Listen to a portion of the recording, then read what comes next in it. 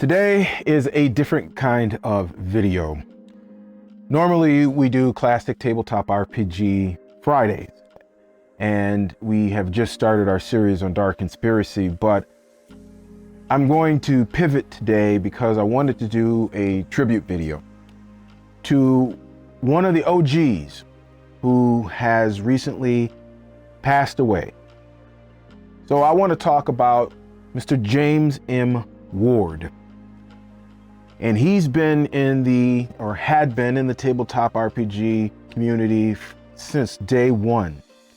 Matter of fact, he actually wrote an article on how he was playing and play testing the game I refuse to mention by name on this channel with Gary Gygax. And I've got a link for that down in the description below. So today it's not going to be a lot of editing and things like that. It's just me talking off the top of the mind in this tribute, because I, along with many, many others, are the recipients of the legacy of the imagination he was blessed with through his creations.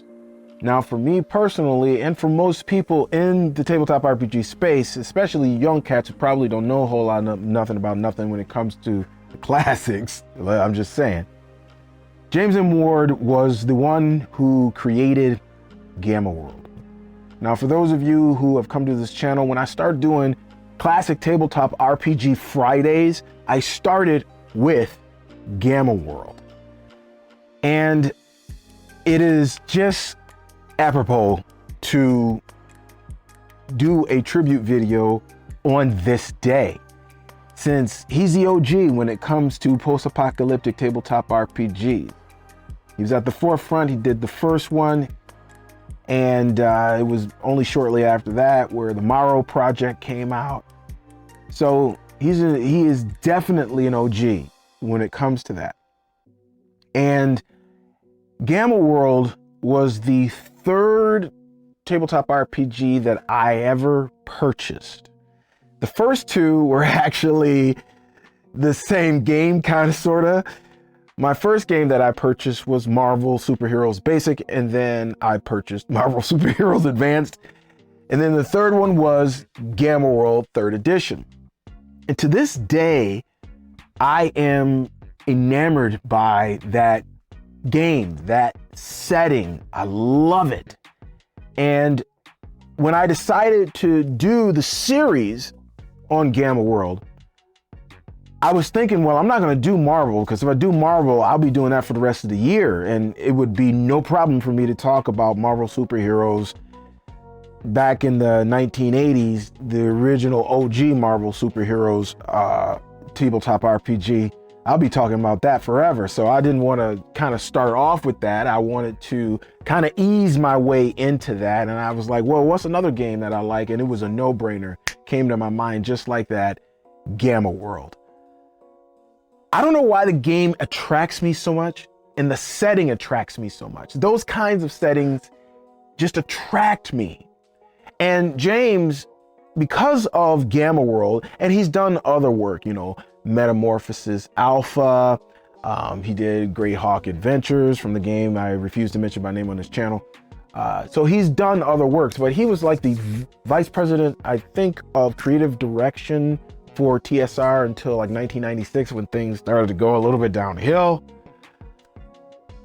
He's been in it from the beginning and has been playing tabletop RPGs ever since, and until his passing, of course.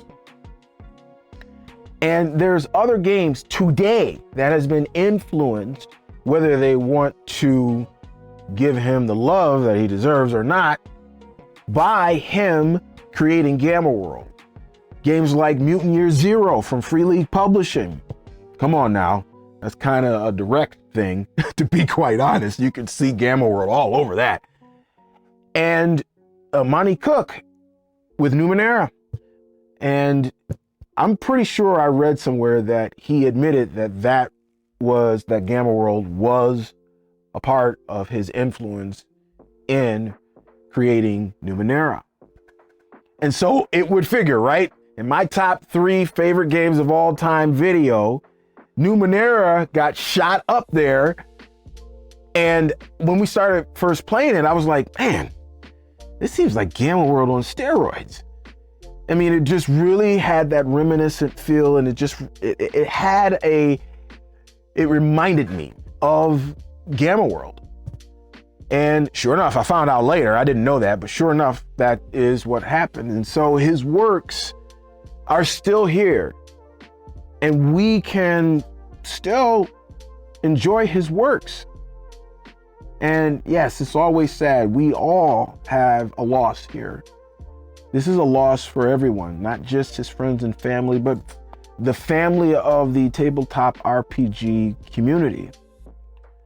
But like I said, down in the description below, I have a link to some of his articles and things that he had written as recent as, if I remember, 2020. So you can go down there, and there's one in particular where he talks about him play testing the game I refuse to mention by name on this channel with like Ernie, Gygax, and there was a whole group of people, and he is known as Drawmidge, the wizard Drawmidge, right? Well, that's his name spelled backward. So, and that basically is how he signs everything.